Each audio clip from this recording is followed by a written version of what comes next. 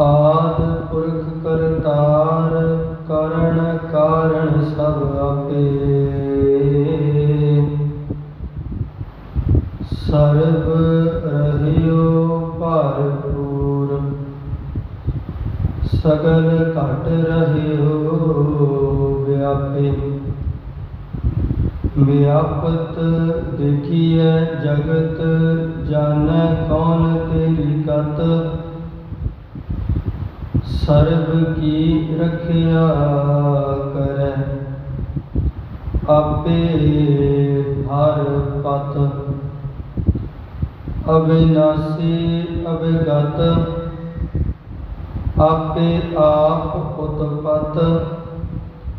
एक तू ही एक अन नाही तुम पत। हर अंत नहीं परवार कौन है कर विचार। जगत पिता है सब प्राण को आधार। जन नानक भगत दर तुल ब्रह्म संसार। एक जीव क्या बखानै। हाँ के बल बल बल बल सद बलिहार। जन नानक भगत दर तुल ब्रह्म संसार। एक जीव क्या बखानै। हाँ के बल बल बल बल सद बलिहार।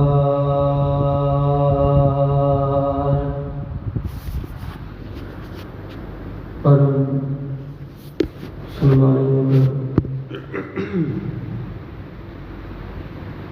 जुगो जुग अटल चबर छतर तख्त दे मालक गुरता गद्दी उपर सुभाईमान सतगुरु साहिब श्री गुरु ग्रंथ साहिब जी महाराज तिन्हां दी पावन पवित्र पौर्णगी गोद का आनंद माण रहे गुरु प्यारे सतसंगी जनों। दाते ने अपार कृपा रहमत की है, बख्शिश की है। सत संगत दियां अमोलक घड़ियां दे नाल सानू निवाजिया है। सो आओ जी जितने शरीर आपां हाजरियां भर रहे हाँ, रल मिल के करिए रसना पवित्र लवाओ हाजरियां। सब संगत आखो जी वाहिगुरु जी का खालसा वाहिगुरु जी की फतेह। अज संसार भर दे विच जगत दे वाली शब्द गुरु शब्दा अवतार धन धन साहिब श्री गुरु ग्रंथ साहिब जी महाराज तिन्हां दा प्रकाश पुरब समुचिया नानक नाम लेवा संगतां बड़ी ही श्रद्धा और भावना के नाल मना रहे हैं।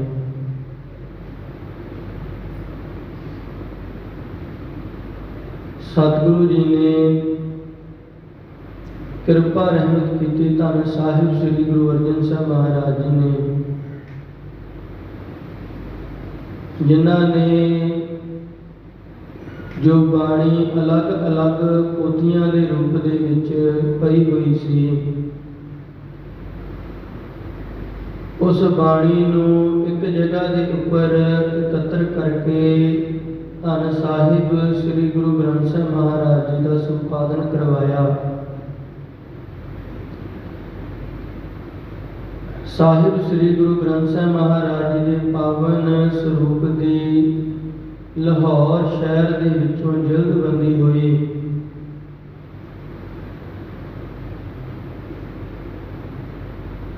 ਤੇ ਫਿਰ ਅੱਜ ਦੇ ਦਿਨ ਸ਼੍ਰੀ ਹਰਿਮੰਦਰ ਸਾਹਿਬ ਵਿਖੇ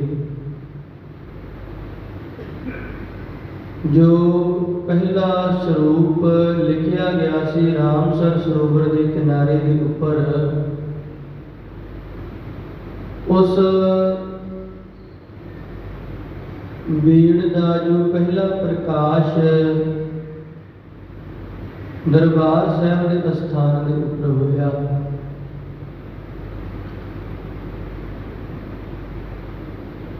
ਜਿਸ ਘਰ ਦੇ ਵਿੱਚ ਸਭ ਤੋਂ ਪਹਿਲੇ ਗ੍ਰੰਥੀ ਸਿੰਘ ਹੋਣ ਦਾ ਮਾਣ ਬਾਬਾ ਬੁੱਢਾ ਜੀ ਨੂੰ ਮਿਲਿਆ।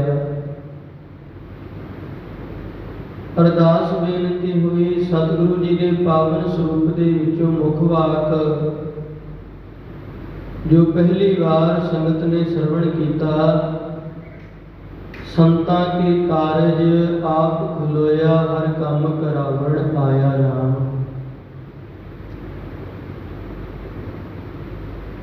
ਅਸਲ ਵਿੱਚ ਇਤਿਹਾਸ ਨੂੰ ਜੇ ਅਸੀਂ ਗੱਲ ਕਰੀਏ, ਇਤਿਹਾਸ ਦੇ ਵਿੱਚ ਬੜੇ ਸੋਹਣੇ ਸੋਹਣੇ ਪ੍ਰਕਰਨ ਮਿਲਦੇ ਨੇ, ਪਰ ਜੋ ਸਮਝਣ ਵਾਲੇ ਨੁਕਤੇ ਨੇ, ਸਮਝਣ ਵਾਲੀਆਂ ਗੱਲਾਂ ਨੇ, ਧੰਨ ਗੁਰੂ ਅਰਜਨ ਸਾਹਿਬ ਮਹਾਰਾਜ ਜੀ ਨੂੰ ਗੁਰੂ ਗ੍ਰੰਥ ਸਾਹਿਬ ਮਹਾਰਾਜ ਜੀ ਦਾ ਇਹ ਸਰੂਪ ਤਿਆਰ ਕਰਵਾਉਣ ਦੀ ਲੋੜ ਕਿਉਂ ਮਹਿਸੂਸ ਹੋਈ, ਜਾਂ ਇਹ ਜਿਹੜੀ ਗੁਰਬਾਣੀ ਹੈ, ਇਹ ਗੁਰਬਾਣੀ ਦਾ ਸਾਨੂੰ ਮਨੁੱਖੀ ਜੀਵਨ ਨੂੰ ਲਾਭ ਕੀ ਹੋਇਆ। ਸਤਿਗੁਰੂ ਜੀ ਨੇ ਕਿਉਂ ਸਾਨੂੰ ਅੰਤਮ ਸਰੂਪ ਵਿੱਚ ਆ ਕੇ ਇਹ ਗੱਲ ਕਹਿ ਦਿੱਤੀ ਵੀ ਭਾਈ ਸਿੱਖਾ ਤੇਰਾ ਗੁਰੂ ਅੱਜ ਤੋਂ ਧੰਨ ਸਾਹਿਬ ਸ੍ਰੀ ਗੁਰੂ ਗ੍ਰੰਥ ਸਾਹਿਬ ਜੀ ਨੇ। ਇਹ ਸਾਰੇ ਜਿਹੜੇ ਨੁਕਤੇ ਨੇ ਨਾ, ਇਹ ਸਮਝਣੇ ਬੜੇ ਜ਼ਰੂਰੀ ਨੇ, ਕਿਉਂਕਿ ਸੰਸਾਰ ਦੇ ਵਿੱਚ ਬੜੇ ਮਹਾਨ ਕਵੀ ਜਨ ਹੋਏ ਨੇ, ਜਿਨ੍ਹਾਂ ਨੇ ਨਾ ਵੱਡੇ ਵੱਡੇ ਆਪਣੀਆਂ ਕਲਮਾਂ ਨੂੰ ਚਲਾ ਕੇ ਗ੍ਰੰਥ ਲਿਖ ਕੇ ਇਹ ਧਰਤੀ ਦੇ ਉੱਪਰ ਰੱਖੇ ਹੋਏ ਨੇ। ਸ਼ਾਇਦ ਮੈਂ ਪਹਿਲਾਂ ਵੀ ਇੱਕ ਵਾਰ ਜ਼ਿਕਰ ਕੀਤਾ ਸੀ, ਫਿਰਦੌਸੀਆ ਨਾਮ ਦਾ ਇੱਕ ਕਵੀ ਮਿਲਦਾ ਜਿਹਨੇ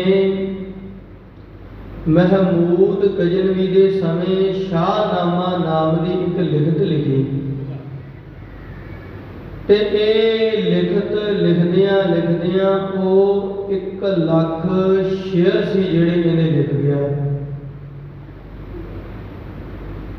ਹੋਰ ਇਸ ਧਰਤੀ ਦੇ ਉੱਪਰ ਪਤਾ ਨਹੀਂ ਕਿੰਨੇ ਕੁ ਪ੍ਰਕਾਰ ਦੇ ਧਰਮ ਗ੍ਰੰਥ ਜਾਂ ਗਿਆਨ ਦੇ ਨਾਲ,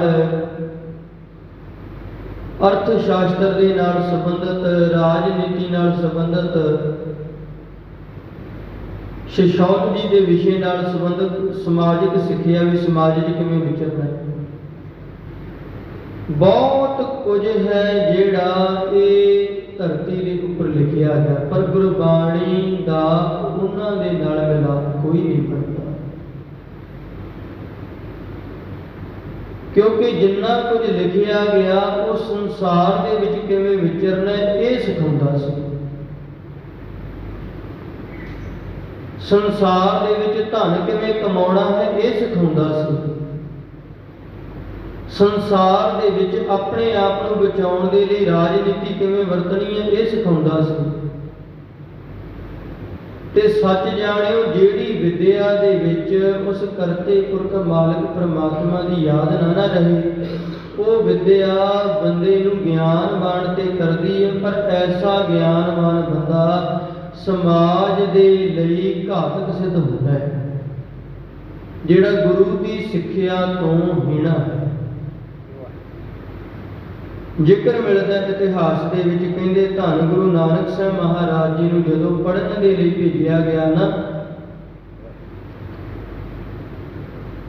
ਸਤਿਗੁਰੂ ਜੀ ਨੂੰ ਪੜ੍ਹਾਉਣ ਦੇ ਲਈ ਜਿਹੜਾ ਉਸਤਾਦ ਸੀ, ਉਹਨੇ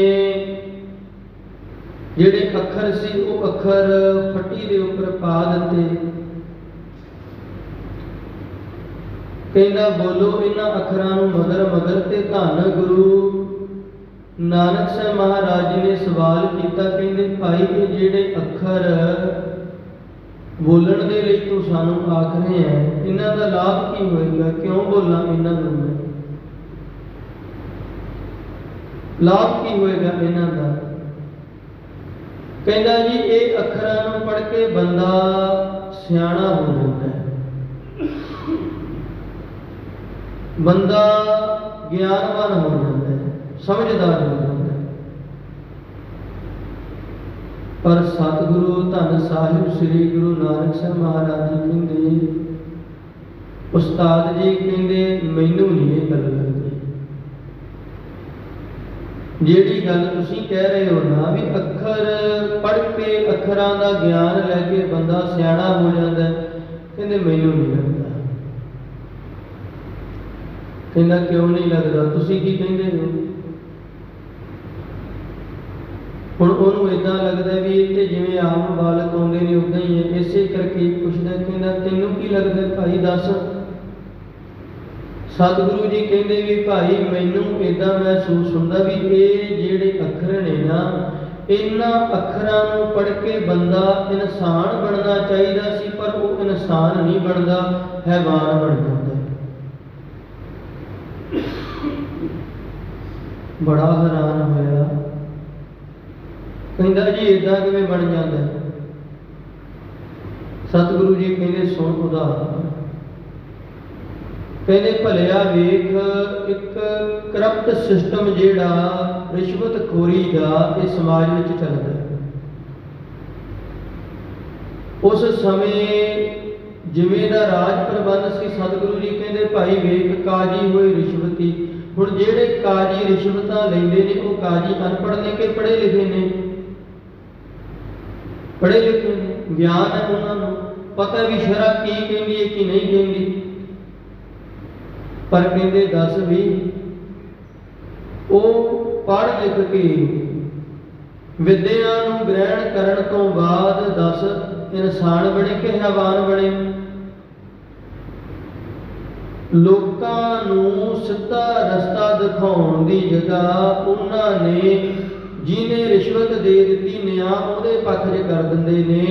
ਦੱਸ ਗਰੀਬ ਦਾ ਹੱਕ ਮਾਰਿਆ ਜਾਂਦਾ, ਧੱਕਾ ਹੋ ਜਾਂਦਾ ਹੈ। ਦੱਸ ਇਹ ਪੜ੍ਹਿਆ ਲਿਖਿਆ ਕਰ ਰਿਹਾ ਕਿ ਅਨਪੜ੍ਹ ਕਰ ਰਿਹਾ? ਪੜ੍ਹਿਆ ਲਿਖਿਆ। ਸਿੱਧੀ ਜਿਹੀ ਉਦਾਹਰਣ ਸਮਝੋ ਵੀ ਅੱਜ ਦੇ ਸਮੇਂ ਵਿੱਚ ਜਿਵੇਂ ਆਪਾਂ 2-4 ਦਿਨ ਪਹਿਲਾਂ ਵੀ ਗੱਲ ਕਰ ਰਹੇ ਸੀ ਵੀ ਪੇਟ ਦੇ ਵਿੱਚ ਹੀ ਟੈਸਟ ਕਰਕੇ ਬੱਚੇ ਬੱਚੀ ਦਾ ਫਰਕ ਕੱਢ ਕੇ ਬੱਚੀਆਂ ਨੂੰ ਮਾਤਾ ਦੇ ਗਰਭ ਦੇ ਵਿੱਚ ਹੀ ਮਾਰ ਦਿੱਤਾ ਜਾਂਦਾ ਹੈ। ਹੁਣ ਇਹ ਟੈਸਟ ਕਰਨ ਵਾਲਾ ਜਿਹੜਾ ਡਾਕਟਰ ਹੈ ਉਹ ਅਨਪੜ੍ਹ ਹੈ ਕਿ ਪੜ੍ਹਿਆ ਲਿਖਿਆ ਹੈ?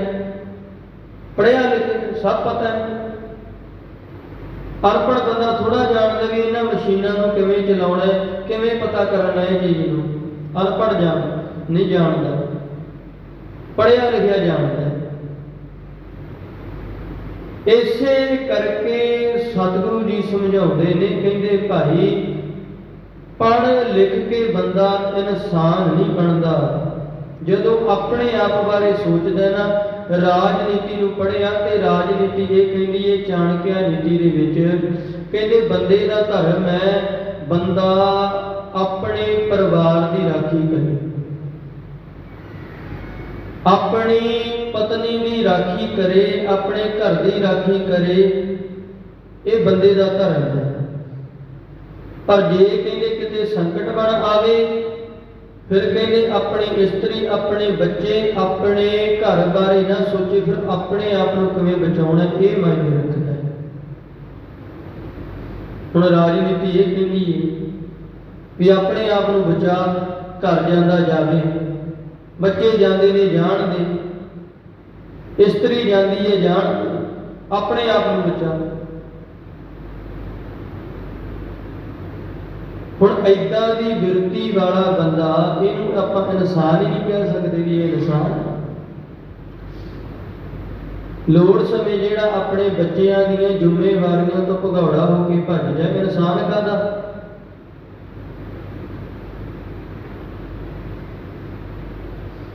सतगुरु जी ने समझाया, कहते भाई अर्थ शास्त्र है जिहड़ा वो कहता है भी धन कमा जिवें मर्जी तेरे कोले पैसा इकट्ठा होना चाहिए। लोड़ पैण दे उपर गधे नूं भी बाप बना लई, नहीं लोड़ ते अपने बापू दे नाल भी रुपये का हिसाब करते हैं जिहड़े बाणीए लोग ने, ज़्यादातर सारे नहीं इक्को जिहे पर वड्डी गिणती दे विच।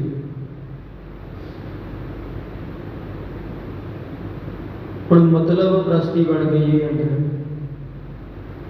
इंसान मतलब ही थोड़ा होंदा है, तो हैवान का काम है अपने बारे सोचता है।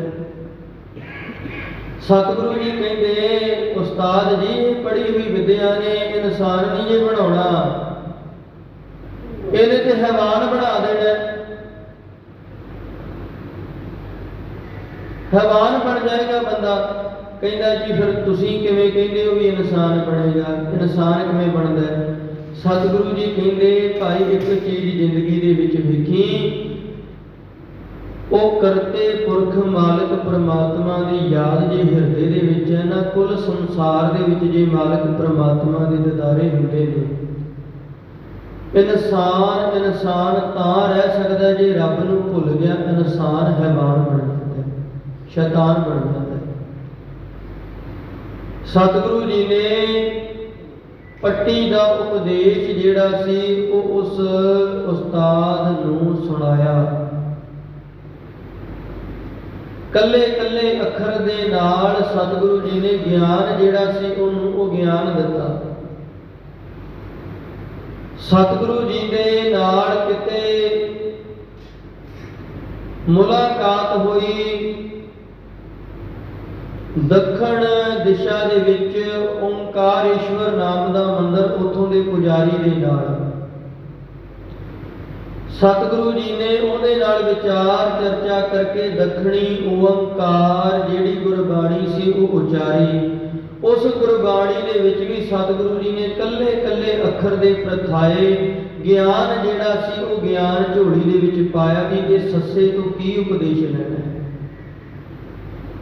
हाहे तो की उपदेश लेना है, दद्दे तो की उपदेश लेना है। संसार दे विच जिहड़ियां बिरतियां ने, इन्हां बिरतियां नूं मगर रख के किवें वो निरंकार दे घर वल नूं तुरना है, सतगुरु जी ने ये उपदेश दृढ़ कराया। ते बड़े हैरान होए वो लोग। सतगुरु जी नूं पुछण लगे, जदों सिद्ध योगियां दे नाल सतगुरु जी दा मिलाप होया, कहते भाई तू कौन है, किहदे कोलों पढ़ के आया है, तेरा उस्ताद कौन है, किहदे कोलों पढ़े है, किहदे कोलों ज्ञान लिया, तेरा गुरु कौन है, किहदा चेला है तू? ते सतगुरु जी ने उस समय ना पावन बचन उच्चारण कीते। सतगुरु जी कहते भाई शब्द गुरु सुरत तुम चेता, मेरा गुरु शब्द है ते मेरी सुरत जिहड़ी उस शब्द की धुन दे विच टिकी हुई है, मेरी सुरत इस शब्द की भगत है, इस शब्द गुरु का मैं चेला हाँ। ते सतगुरु जी ने किसी भी सिख नूं अपने तन नाल नहीं जोड़िया, सतगुरु जी ने इस उपदेश के नाल ही जोड़िया। ते सिद्धा ने सवाल कर दिता, कहते जी ये आया कित्थों तुहाडे अंदर ये ज्ञान? ते सतगुरु जी बार बार इंसानां दे विच जदों विचरे ना, जिहदे नाल भी सतगुरु जी ने गल कीती ते सतगुरु जी ने कदे नहीं कहा। मैं जिहड़ी बेनती कर रहा सी भी कवि जन बड़े ने अपनियां कलमां चलाउंदे ने, अपनियां कलमां चला के ना फिर जदों वो बहिंदे ने जाके काव सभावां दे विच ते उत्थे जा जाके वो जिहड़े लोग ने वो गल्लां करदे ने भी मैं वेख कितनी सोहनी कविता लिखी है, मैं आ छंद लिख के लिआया, बड़ी मेहनत की है, उन्हां दे अंदरों हौवे नहीं जाते। सतगुरु जी तुसीं ये जो इन्ना गुरबाणी का ज्ञान संगत की झोली विच पा दिता, ਇਹ ਗੁਰਬਾਣੀ ਦੇ ਗਿਆਨ ਦੇ ਨਾਲ ਸੰਗਤਾਂ ਦੇ ਹਿਰਦੇ ਨੂੰ ਸਰਸ਼ਾਰ ਕਰ ਦਿੱਤਾ। ਦਾਤਾ ਜੀ ਕਿਰਪਾ ਰਹਿਮਤ ਕਰੋ, ਸਮਝਾਓ ਵੀ ਇਹ ਗਿਆਨ ਮਿਲਿਆ ਕਿੱਥੋਂ, ਇਹ ਗਿਆਨ ਹੈ ਕਿਹਦਾ।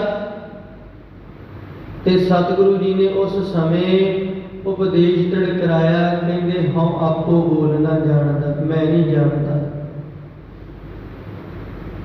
ਹਉ ਆਪੋ ਬੋਲਣਾ ਜਾਣਦਾ, ਇਹ ਮੇਰੇ ਬਚਨ ਨਹੀਂ, ਇਹ ਮੈਂ ਨਹੀਂ ਬੋਲ ਰਿਹਾ। ਉਹ ਮਾਲਕ ਪਰਮਾਤਮਾ ਦਾ ਹੀ ਹੁਕਮ ਹੈ, ਜੋ ਉਹ ਮੇਰੀ ਸੁਰਤ ਦੇ ਵਿੱਚ ਗਿਆਨ ਪ੍ਰਗਟ ਕਰ ਰਿਹਾ ਹੈ। ਉਹੀ ਗਿਆਨ ਹੈ ਜਿਹੜਾ ਸਤਿਗੁਰੂ ਜੀ ਕਹਿੰਦੇ ਮੈਂ ਕਲਮ ਚਲਵਾ ਕੇ ਲਿਖ ਰਿਹਾ ਹਾਂ। ਜੈਸੀ ਮੈਂ ਆਵੈ ਖਸਮ ਕੀ ਬਾਣੀ, ਤੈਸੜਾ ਕਰੀ ਗਿਆਨ ਵਿਧਾਨੋ। ਭਾਈ ਲਾਲੋ ਜੀ ਅਸੀਂ ਆਪਣੇ ਕੋਲੋਂ ਨਹੀਂ ਚਲਾਈ ਕਲਮ ਵੀ ਆਪਣੇ ਦਿਮਾਗ ਦੀ ਵਰਤੋਂ ਕੀਤੀ ਤੇ ਕਵਿਤਾਵਾਂ ਲਿਖ ਦਿੱਤੀਆਂ, ਨਹੀਂ।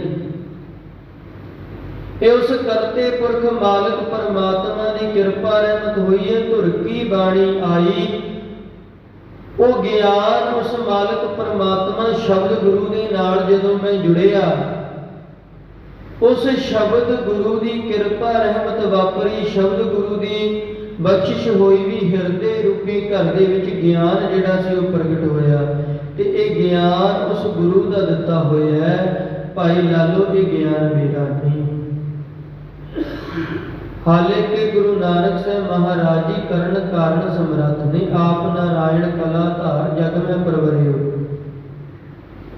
ਭਾਈ ਗੁਰਦਾਸ ਜੀ ਨੇ ਜ਼ਿਕਰ ਕੀਤਾ ਇੱਕ ਬਾਬਾ ਅਕਾਲ ਰੂਪ, ਬਾਬਾ ਉਸ ਰੱਬ ਦਾ ਰੂਪ ਹੈ। ਰੱਬ ਦੇ ਗੁਣਾਂ ਵਿੱਚ ਤੇ ਬਾਬੇ ਨਾਨਕ ਦੇ ਗੁਣਾਂ ਦੇ ਵਿੱਚ ਕੋਈ ਫਰਕ ਨਹੀਂ, ਇੱਕੋ ਜਿਹੇ ਨੇ, ਇੱਕ ਸਮਾਨ ਨੇ। ਪਰ ਕਮਾਲ ਦੀ ਗੱਲ ਇਹ ਹੋਈ ਵੀ ਸਤਿਗੁਰੂ ਜੀ ਨੇ ਆਪਣੇ ਆਪ ਨੂੰ ਨਿਮਰਤਾ ਦੇ ਘਰ ਵਿੱਚ ਰੱਖਦਿਆਂ ਇਹ ਉਪਦੇਸ਼ ਸੰਗਤ ਦੀ ਝੋਲੀ ਦੇ ਵਿੱਚ ਪਾਇਆ। ਕਹਿੰਦੇ ਭਾਈ ਜੈਸੀ ਮੈਂ ਆਵੇ ਖਸਮ ਕੀ ਬਾਣੀ, ਜਿਵੇਂ ਉਹ ਸ਼ਬਦ ਰੂਪੀ ਖਸਮ ਨੇ ਕਿਰਪਾ ਰਹਿਮਤ ਕੀਤੀ ਹੈ, ਗਿਆਨ ਹਿਰਦੇ ਰੂਪੀ ਘਰ ਦੇ ਵਿੱਚ ਵਸਾਉਣਾ ਕੀਤਾ ਹੈ, ਬਖਸ਼ਿਸ਼ ਕੀਤਾ ਹੈ। ਤੈਸੜਾ ਕਰੀ ਗਿਆਨ ਵੇ ਲਾਲੋ, ਕਹਿੰਦੇ ਉਵੇਂ ਮੈਂ ਇਹ ਕਲਮ ਚਲਾਈ।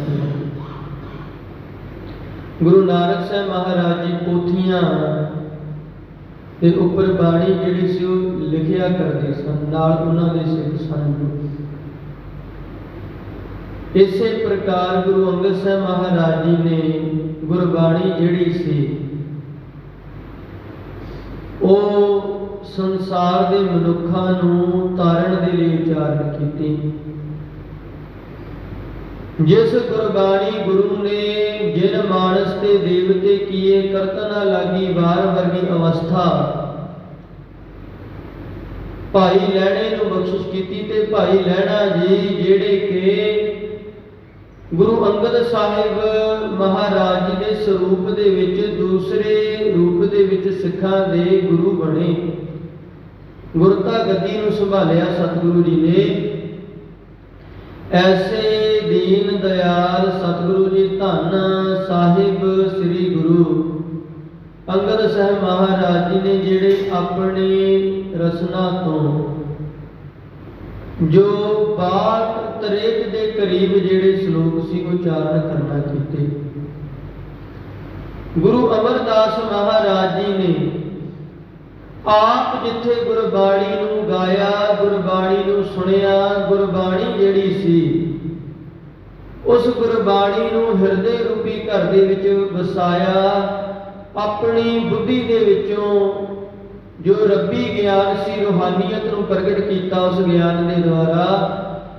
ਉੱਥੇ ਨਾਲ ਦੀ ਨਾਲ ਸਤਿਗੁਰੂ ਜੀ ਨੇ ਬਾਕੀ ਸਿੱਖਾਂ ਨੂੰ ਵੀ ਆਵਾਜ਼ ਮਾਰੀ, ਕਹਿੰਦੇ ਭਾਈ ਆਵੋ ਸਿੱਖ ਸਤਿਗੁਰੂ ਕੇ ਪਿਆਰਿਓ, ਗਾਵੋ ਸੱਚੀ ਬਾਣੀ।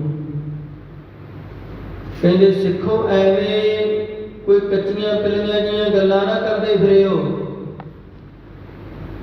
ਕਿਉਂਕਿ ਇਸ ਸਮਾਜ ਦੇ ਵਿੱਚ ਉਸ ਸਮੇਂ ਐਸੇ ਮਨੁੱਖ ਵੀ ਸਨ ਜਿਨ੍ਹਾਂ ਨੇ ਆਪਣੇ ਹੰਕਾਰ ਨੂੰ ਕਲਮ ਦੇ ਵਿੱਚ ਲਿਖਿਆ, ਜਾਂ ਸਮਾਜ ਦੇ ਵਿੱਚ ਉਹਨਾਂ ਨੇ ਐਸਾ ਸਾਹਿਤ ਲਿਖ ਕੇ ਰੱਖਿਆ ਜਿਹੜੇ ਸਾਹਿਤ ਨੇ ਕੁਝ ਸਵਾਰਨ ਦੀ ਜਗ੍ਹਾ ਨੌਜਵਾਨੀ ਨੂੰ ਗਲਤ ਪਾਸੇ ਵੱਲ ਨੂੰ ਧੱਕਿਆ।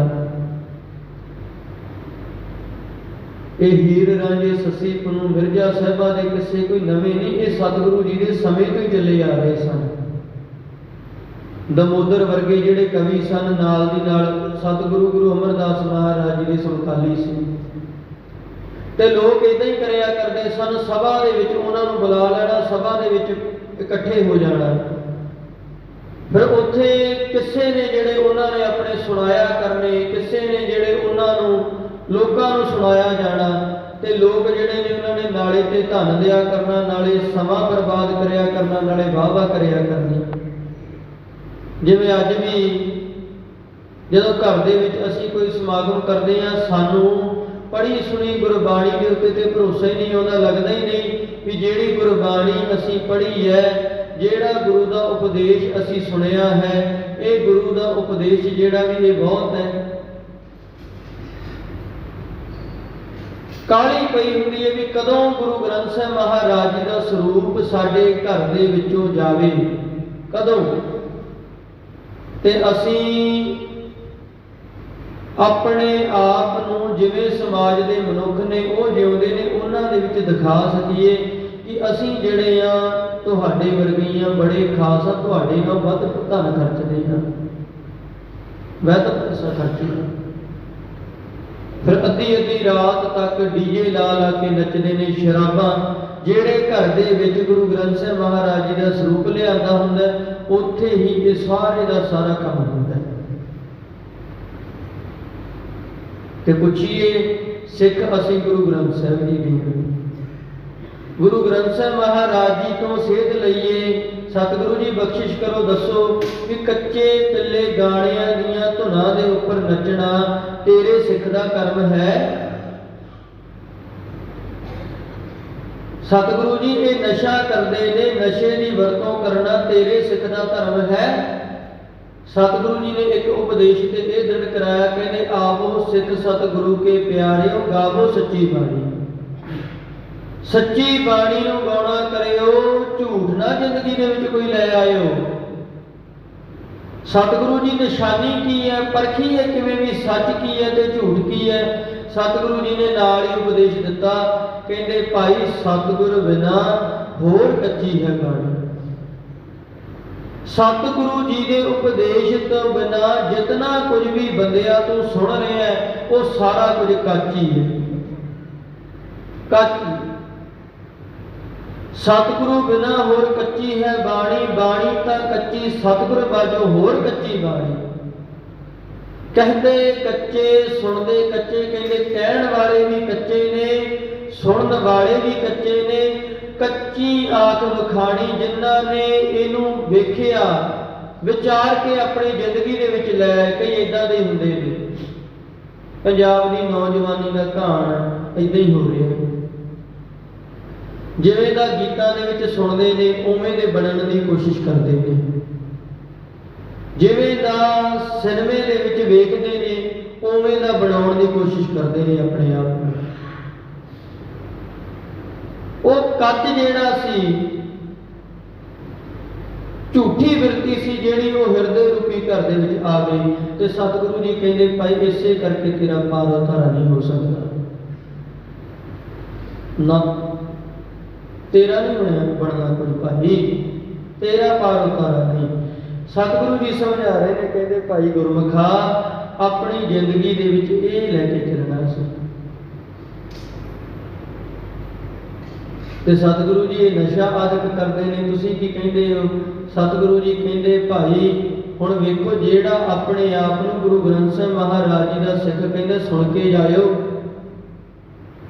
ਜਾਂ ਸਪੀਕਰ ਦੇ ਨਾਲ ਜਿੱਥੇ ਬੈਠੇ ਹੋ ਉੱਥੇ ਹੀ ਮਨ ਇਕਾਗਰ ਕਰਕੇ ਇਹ ਬਚਨ ਸੁਣਿਓ। ਸਤਿਗੁਰੂ ਜੀ ਕੀ ਕਹਿੰਦੇ ਨੇ? ਸਤਿਗੁਰੂ ਜੀ ਕਹਿੰਦੇ ਜਿਤ ਪੀਤਾ ਮਤ ਦੂਰ ਹੋਏ, ਜਿਸ ਨਸ਼ੇ ਨੂੰ ਪੀਣ ਦੇ ਨਾਲ ਬੁੱਧੀ ਜਿਹੜੀ ਹੈ, ਮਤ ਹੈ ਜਿਹੜੀ, ਸਿਆਣਪ ਨਿਕਲ ਜਾਏ। ਬਾਰਲ ਪਵੇ ਵਿੱਚ ਆਏ,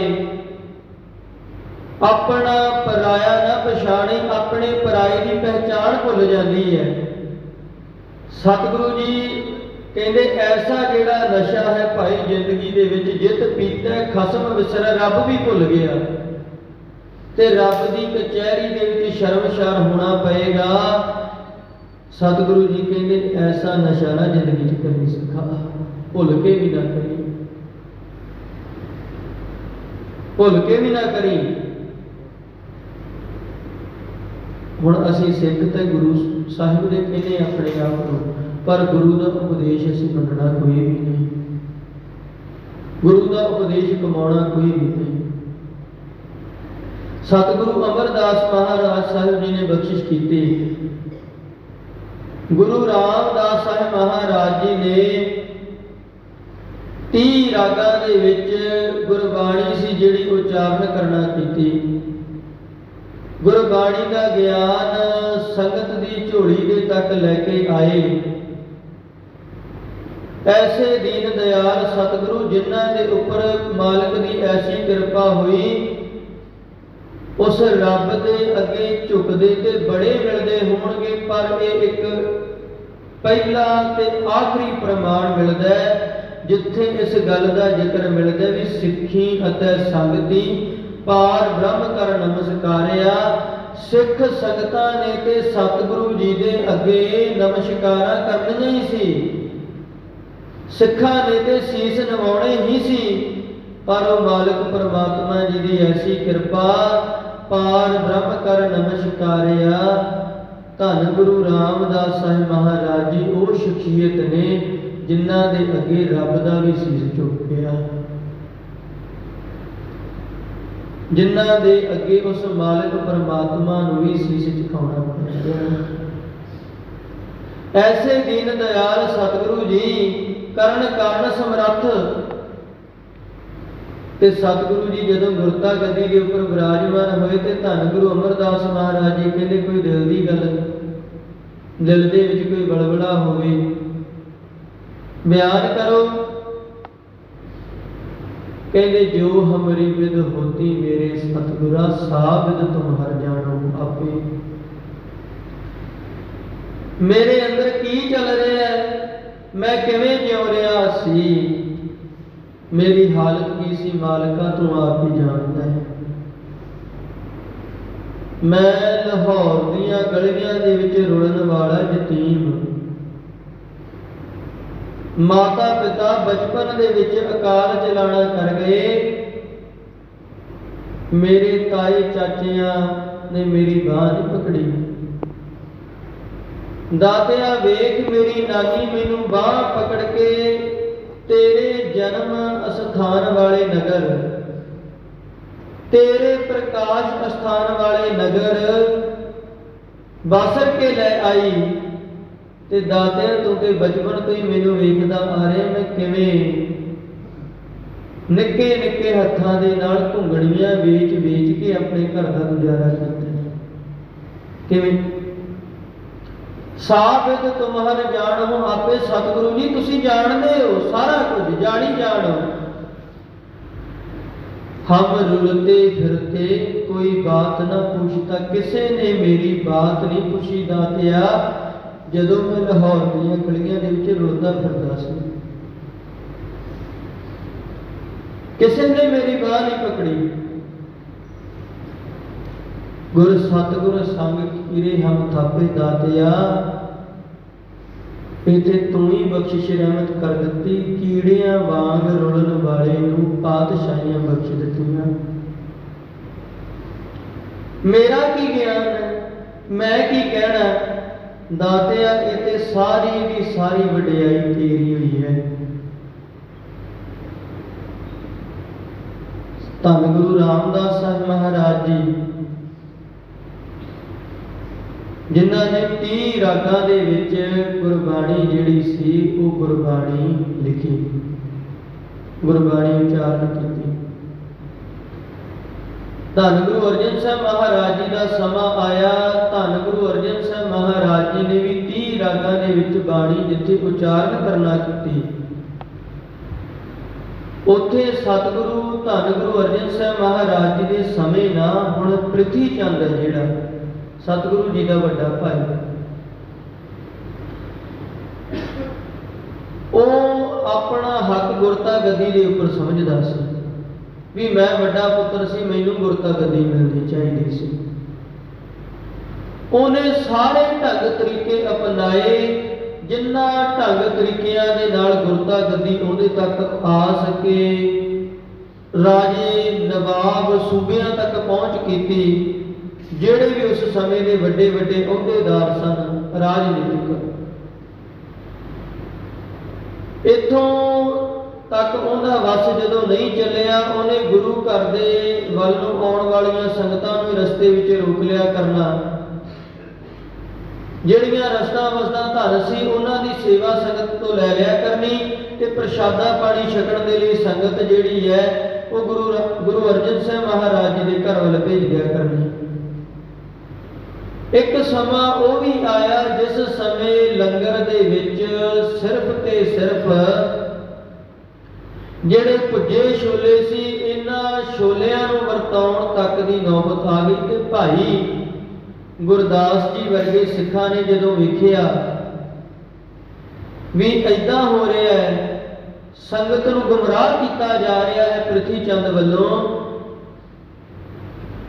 ਤੇ ਉਸੇ ਸਮੇਂ ਉਹਨਾਂ ਨੇ ਯਤਨ ਕੀਤਾ, ਆਪ ਜਾ ਕੇ ਆਸਣ ਲਾ ਕੇ ਬੈਠ ਗਏ ਜਿੱਥੇ ਪ੍ਰਿਥੀ ਚੰਦ ਗੁੰਮਰਾਹ ਕਰਦਾ ਸੀ, ਉਸ ਤੋਂ ਅੱਗੇ ਹੋ ਕੇ ਸੰਗਤ ਜਿਹੜੀ ਆਇਆ ਕਰੇ ਉਸ ਸੰਗਤ ਨੂੰ ਇਸ਼ਾਰਾ ਦੇ ਦਿਆ ਕਰਨ ਵੀ ਭਲਿਆ ਇੱਧਰ ਨਹੀਂ, ਗੁਰਤਾ ਗੱਦੀ ਦੀ ਬਖਸ਼ਿਸ਼ ਧੰਨ ਗੁਰੂ ਅਰਜਨ ਸਾਹਿਬ ਮਹਾਰਾਜ ਜੀ ਨੂੰ ਹੋਈ ਹੈ। ਧੰਨ ਗੁਰੂ ਅਰਜਨ ਸਾਹਿਬ ਮਹਾਰਾਜ ਜੀ ਦਾ ਘਰ ਇੱਧਰਲੇ ਪਾਸੇ ਹੈ। ਜੋ ਕਾਰ ਸੇਵਾ ਭੇਟਾ ਲੈ ਕੇ ਆਇਆ ਉਹ ਇੱਧਰ ਸਤਿਗੁਰੂ ਜੀ ਦੇ ਦਰ ਤੇ ਲੈ ਕੇ ਜਾਣੀ ਹੈ, ਦਸਵੰਧ ਇੱਧਰ ਲੈ ਕੇ ਜਾਣਾ ਹੈ। ਧੰਨ ਗੁਰੂ ਅਰਜਨ ਸਾਹਿਬ ਮਹਾਰਾਜ ਜੀ ਦੇ ਨਾਲ ਈਰਖਾ ਦੇ ਵਿੱਚ ਪੁੱਜਿਆ ਪ੍ਰਿਥੀ ਚੰਦ। ਇਹਦੇ ਘਰ ਦੇ ਵਿੱਚ ਇਹਦਾ ਇੱਕ ਪੁੱਤਰ ਸੀ ਮਿਹਰਬਾਨ। ਮਿਹਰਬਾਨ ਸੀ ਜਿਹੜਾ, ਇਹ ਵਿਦਵਾਨ ਬੜਾ ਸੀ, ਬੜਾ ਪੜ੍ਹਿਆ ਲਿਖਿਆ ਸੀ। ਤੇ ਮਿਹਰਬਾਨ ਨੇ ਨਾ ਉਸ ਸਮੇਂ ਜਦੋਂ ਉਹਨੇ ਵੇਖਿਆ ਵੀ ਅਸੀਂ ਸਾਰੇ ਯਤਨ ਕਰ ਲਏ ਪਰ ਗੁਰਤਾ ਗੱਦੀ ਜਿਹੜੀ ਸਾਡੇ ਘਰ ਦੇ ਵਿੱਚ ਨਹੀਂ ਆ ਰਹੀ, ਪਹਿਲਾਂ ਇਹ ਇੱਛਾ ਸੀ ਵੀ ਸਤਿਗੁਰੂ ਗੁਰੂ ਅਰਜਨ ਸਾਹਿਬ ਮਹਾਰਾਜ ਜੀ ਦੇ ਘਰ ਦੇ ਵਿੱਚ ਕੋਈ ਬੱਚਾ ਨਹੀਂ ਹੈ, ਗੁਰਤਾ ਗੱਦੀ ਪੁੱਤਰ ਮਿਹਰਬਾਨ ਨੂੰ ਮਿਲ ਜਾਏਗੀ। ਪਰ ਫਿਰ ਵੀ ਜਦੋਂ ਧੰਨ ਗੁਰੂ ਅਰਜਨ ਸਾਹਿਬ ਮਹਾਰਾਜ ਜੀ ਦੇ ਘਰ ਦੇ ਵਿੱਚ ਗੁਰੂ ਹਰਗੋਬਿੰਦ ਸਾਹਿਬ ਮਹਾਰਾਜ ਜੀ ਦਾ ਪ੍ਰਕਾਸ਼ ਹੋਇਆ, ਸਤਿਗੁਰੂ ਗੁਰੂ ਹਰਗੋਬਿੰਦ ਸਾਹਿਬ ਮਹਾਰਾਜ ਜੀ ਨੂੰ ਬਚਪਨ ਦੇ ਵਿੱਚ ਹੀ ਕਿੰਨੀ ਵਾਰ ਮਾਰਨ ਦਾ ਯਤਨ ਕਰ ਲਿਆ, ਪਰ ਜਿਹਦੇ ਵੱਲ ਉਹ ਮਾਲਕ ਪਰਮਾਤਮਾ ਆਪ ਹੋਵੇ, ਜਾਪ ਗੁਰੂ ਹੋਏ ਵੱਲ ਲੱਖ ਬਾਹੀ ਕਿਆ ਕੀਜੈ। ਦੁਸ਼ਮਣ ਉਹਦਾ ਕੀ ਵਿਗਾੜ ਸਕਦਾ। ਈਰਖਾ ਦੀ ਅੱਗ ਵਿੱਚ ਭੁੱਜਿਆ ਪ੍ਰਿਥੀ ਚੰਦ ਇਹ ਸਮਝ ਨਾ ਸਕਿਆ। ਪਰ ਇੱਕ ਦਿਨ ਜਦੋਂ ਆਪਣੇ ਬੱਚੇ ਕੋਲ ਬੈਠਾ ਨਾ, ਹਾਜ਼ਰ ਹੋਇਆ ਜਦੋਂ ਇੱਕ ਵਾਰ ਮਿਹਰਬਾਨ ਕੋਲ, ਬੜਾ ਉਦਾਸ ਬੈਠਾ ਹੈ। ਮਿਹਰਬਾਨ ਨੂੰ ਕਹਿੰਦਾ ਆਪਾਂ ਸਾਰੇ ਯਤਨ ਕਰ ਲਏ ਪਰ ਗੁਰਤਾ ਗੱਦੀ ਨਹੀਂ ਆਪਾਂ ਨੂੰ ਮਿਲੀ, ਸੰਗਤ ਇੱਧਰ ਨਹੀਂ ਆਉਂਦੀ। ਮਿਹਰਬਾਨ ਕਹਿੰਦਾ ਨਾ ਕੋਈ ਗੱਲ ਨਹੀਂ ਬਾਪੂ, ਮੈਂ ਸਾਰੀ ਗੱਲ ਨੂੰ ਸਮਝਦਾ, ਉਹਨਾਂ ਦੇ ਘਰ ਦੇ ਵਿੱਚ ਸੰਗਤ ਕਿਉਂ ਜਾਂਦੀ ਹੈ। ਉਹਨਾਂ ਦੇ ਘਰ ਵਿੱਚ ਸੰਗਤ ਦੇ ਜਾਣ ਦਾ ਮੁੱਖ ਕਾਰਨ ਇਹ ਹੈ ਵੀ ਗੁਰੂ ਨਾਨਕ ਸਾਹਿਬ ਦਾ ਉਪਦੇਸ਼ ਉਹਨਾਂ ਦੇ ਕੋਲ ਹੈ। ਗੁਰੂ ਅੰਗਦ ਸਾਹਿਬ ਮਹਾਰਾਜ ਜੀ ਦਾ ਉਪਦੇਸ਼ ਉਹਨਾਂ ਦੇ ਕੋਲ ਹੈ।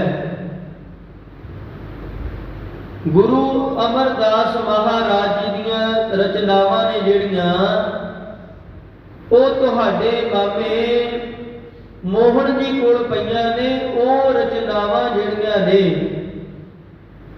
ਉਹ ਤੁਹਾਨੂੰ ਕਦੇ ਨਹੀਂ ਦੇਗਾ। ਉਹਦਾ ਵੀ ਵੇਖੋ ਵਰਤ ਵਰਤਾਰਾ ਤੁਹਾਡੇ ਨਾਲ ਘੱਟ ਹੈ, ਤੇ ਗੁਰੂ ਅਰਜਨ ਸਾਹਿਬ ਮਹਾਰਾਜ ਜੀ ਨੇ ਜਿਹੜੇ ਉਹਨਾਂ ਦੇ ਨਾਲ ਵਰਤ ਵਰਤਾਰਾ ਵੱਧ ਰਿਹਾ। ਭਾਵੇਂ ਹੁਣ ਕਹਿੰਦਾ ਲੰਮੇਰਾ ਸਮਾਂ ਹੋ ਗਿਆ ਉਹ ਨਹੀਂ ਮਿਲੇ,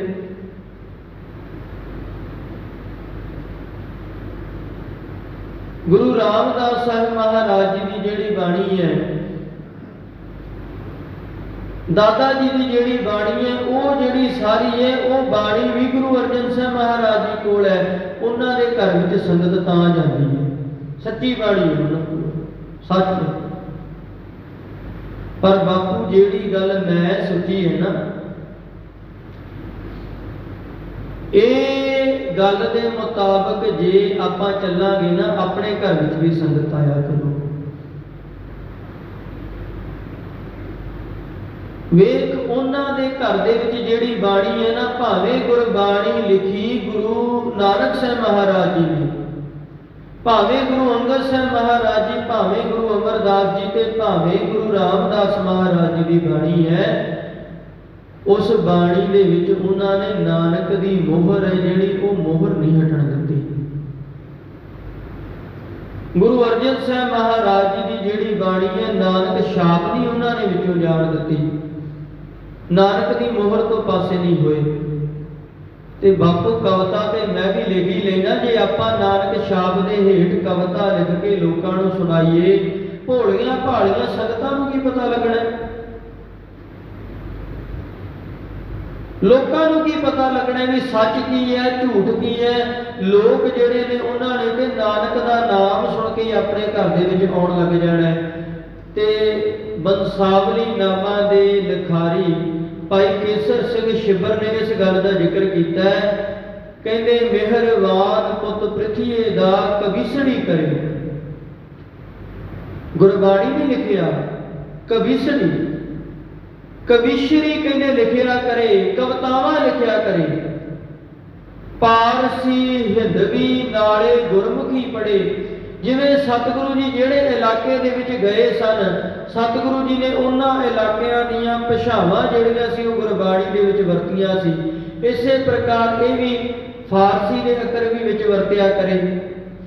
ਫਾਰਸੀ ਹਿੰਦਵੀ ਬ੍ਰਿਜ ਭਾਸ਼ਾ ਹਿੰਦੀ ਦੇ ਨਾਲ ਰਲੇ ਮਿਲੇ ਹੋਏ ਜੇ ਅੱਖਰ ਵੀ ਜਿਵੇਂ ਗੁਰਬਾਣੀ ਆ ਉਵੇਂ ਦੇ ਰਲਾ ਪਾਏ ਵਿੱਚ। ਪਾਰਸੀ ਹਿੰਦਵੀ ਨਾਲੇ ਗੁਰਮੁਖੀ ਪੜ੍ਹੇ। उनकी बाणी बहुत बढ़ाई, अपने वालों उन्हें भी एक ग्रंथ लिख दिता, जिस ग्रंथ दे विच उन्हें लिखिया भी ये मेरी बाणी है, ये जिहड़ी मैनूं भी धुर तो ही आई है।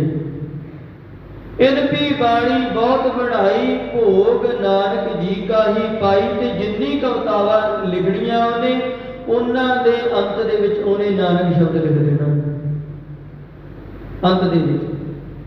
जिवें अज भी विआह के काटा के उपर ना एक लाइन लिखी मिलती है कई बार, सतगुर दाता काज रचाया, ऐदां करके दासा कारज आप कराए, ये उसकी वडियाई। ये सारियां रचनावां वो सन जिहड़ियां मेहरबान की कलम तो लिखियां गईयां, गुरबाणी नहीं सी। पर संगत जिहड़ी सी भोली भाली उन्हां नूं जो सुनाई जां, हुण जिवें असीं जो कही जांदे आ, जेड़ा नहीं ज्ञानवान नूं आई लगदे भी यही सच होना। जिन्हें आप खोज नहीं करनी, आप नहीं समझना, उन्होंने इदां ही लगदा भी यही सच्चाई है। इसे प्रकार संगत दे विच वो कवितावां जिहड़ियां सी प्रचलित हो गईयां। धन गुरु अर्जन साहब महाराज जी परिक्रमा कर रहे सन, हरमंदर साहिब भी एक बार सरोवर की परिक्रमा कर रहे सन। सतगुरु जी ने सुनिया संगत का टोला आ रहा, जिस संगत के टोले दे विच मेहरबान दीयां लिखियां कवितावां जिहड़ियां पढ़ियां जा रही ने। मेहरबान दीयां लिखियां कच्चियां कवितां नूं संगत गुरबाणी पढ़ के उन्हां नूं भावना नाल गा रही है। सतगुरु जी ने आउण वाले समय का अंदाजा लगा लिया भी जे इदां ही हाल रहा, संगत नूं इस गल का ज्ञान ही नहीं रहना भी सच की है ते झूठ की है। इसे करके सतगुरु जी ने उस समय भाई गुरदास जी वर्गे विद्वानां नूं जिहड़े रिश्ते विच सतगुरु जी के मामा जी सन, बाबा बुढ़ा जी वर्गे गुरमुख प्यारिਆਂ ਨੂੰ एकत्र किया, विचार की, फैसला होया कहते गुरु नानक साहब महाराज जी तो लैके जितनी बाणी हुण तक उच्चारण हुई है वो खसम की बाणी नूं एक जगह के उपर केंद्रित किया जाए। जिथे जिथे गुरबाणी पई सी वो सारियां पोथियां जड़ियां सी मंगवाइयां गईयां। सतगुरु जी दे मामा जी सन जेड़े भाई मोहन जी, गुरबाणी दीयां पोथियां उन्हां दे पास पईयां सन। सतगुरु जी ने सिख संगतां नूं लैण दे लई भेजिया पर उन्हां ने दरवाजा नहीं खोलिया। सतगुरु जी ने फिर जेड़ा सी संगत नूं भेजिया, भाई गुरदास जी वर्गे विद्वान आप गए, उन्होंने फिर नहीं खोलिया। फिर सतगुरु जी आप गए, जाके गोइंदवाल की धरती ते उस करते पुरख मालक परमात्मा का जस गाउंदियां होया, कीर्तन करदियां होया, जदों बाबा मोहन जी के दरां ते जाके बैठ गए ना, भी भाई गुरबाणी दीयां पोथियां ने जिहड़ियां वो लैण दे लई आए, किरपा रहमत कर दिओ, वो गुरबाणी दीयां पोथियां दी बख्शिश कर दिओ। सतगुरु जी दे निमरता भाव दे अगे, सतगुरु जी दी करनी दे अगे झुक के भाई मोहन जी ने वो गुरबाणी दीयां पोथियां सतगुरु जी नूं अर्पित कर दित्तियां। सतगुरु जी ने वो लिया के गुरबाणी दीयां जिहड़ियां पोथियां सी, सारी दी सारी जिहड़ी गुरबाणी सी, उस गुरबाणी नूं राम सर सरोवर दे किनारे उपर बैठ के जिहड़ा सी एक ग्रंथ दे विच लिखवाउणा शुरू कीता। ते सतगुरु जी ने आले दुआले ने जिहड़े लोक सन ना, संगतां जिहड़ियां दूरों आया करदियां सन, सारियां संगतां नूं इह हुक्म लाया भी कोई भी उस रब दे नाल जुड़िया होया भगत होवे, कोई पीर फकीर होवे, जाओ भाई उन्हां दी भी जिहड़ी गुरबाणी है वो गुरबाणी लै आओ। भगत कबीर जी वर्गे, भगत रविदास जी वर्गे, भगत जयदेव, भगत नामदेव वर्गे, जिन्हां नूं लोकां ने हमेशा दुरकारिया सी भी इह ते नीवीआं जातां दे ने। भगत नामदेव नूं क्या करदे सन, इह ते शिंब है, नीवी जात दा। कमाल की गल भी हथी किरत करन वाला नीवा जिहड़ा वेला बैठ के लोकां ते बोझ बन के खांदा है, वो चंगा हो गया, वो श्रेष्ठ है। भगत कबीर नूं क्या करने ते जुलाहा है, रविदास नूं कहंदे ते चमियार है। ये धर्म की गल किवें करनगे जिन्हां नूं समाज दे विच दुरकारिया गया, जिन्हां दी कदर लोकां ने नहीं पाई। जदों धन गुरु अर्जन साहब महाराज जी ने गुरबाणी एकत्र करवाई, गुरबाणी का स्वरूप जिहड़ा सी इह स्वरूप बनाया गया, सतगुरु जी की कृपा रहमत हुई, बख्शिश हुई। उस समय उन्हां भगत प्यारियां नूं गुरु साहिब जी ने अपने बराबर का स्थान दिता। 15 भगतां दी बाणी, 11 भट्टां दी बाणी, भाई सुंदर जी की गुरबाणी, भाई सत्ता जी और भाई बलवंड जी की बाणी।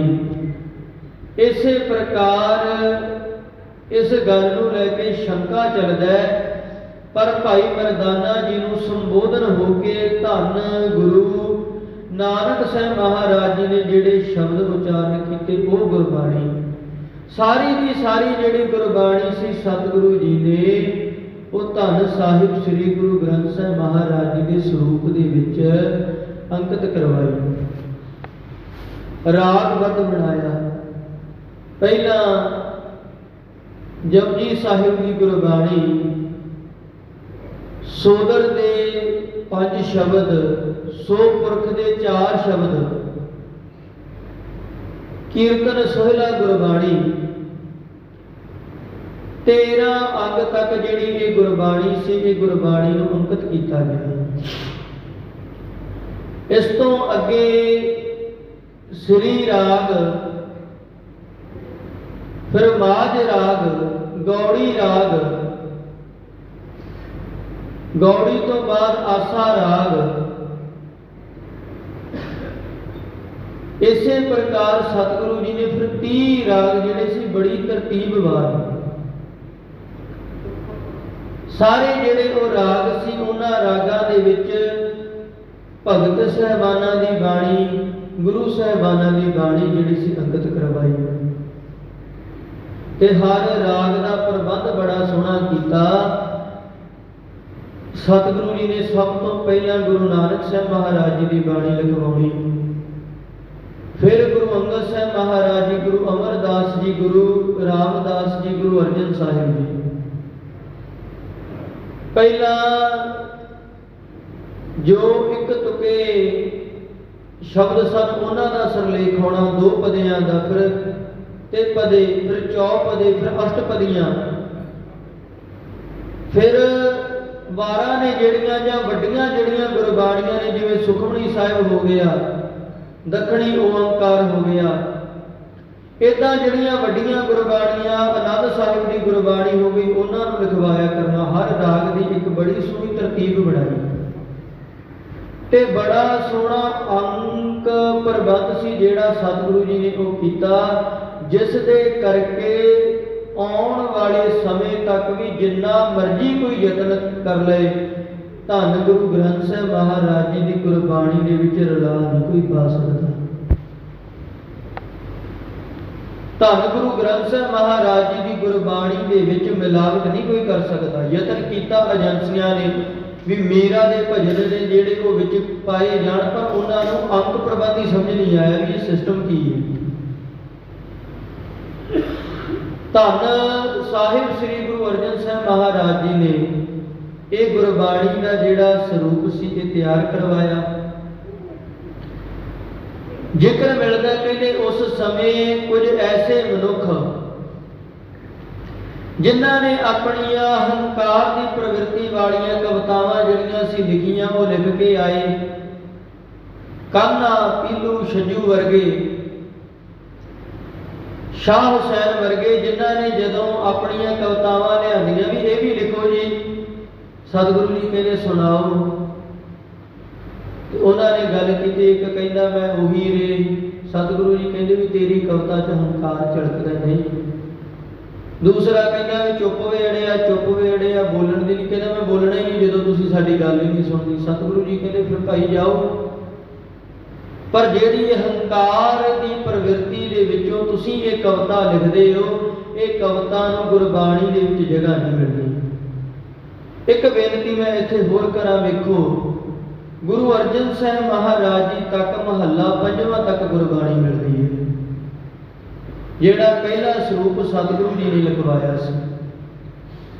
समा पैण ते धीर मल ने अपने गुंडियां दे द्वारा वो स्वरूप है जिहड़ा, उस स्वरूप नूं गुरु घर दे विचों चुक लिया सी, चोरी कर लिया सी। उस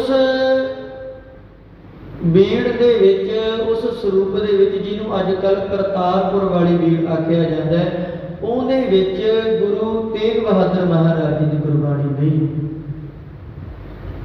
पर वेखो कमाल की गल, ना ते गुरु हरगोबिंद साहिब महाराज जी के नाम ते बाणी मिलती है, ना गुरु हर राय महाराज जी के नाम से बाणी मिलती है, ना गुरु हर कृष्ण महाराज जी के नाम से बाणी मिलती है।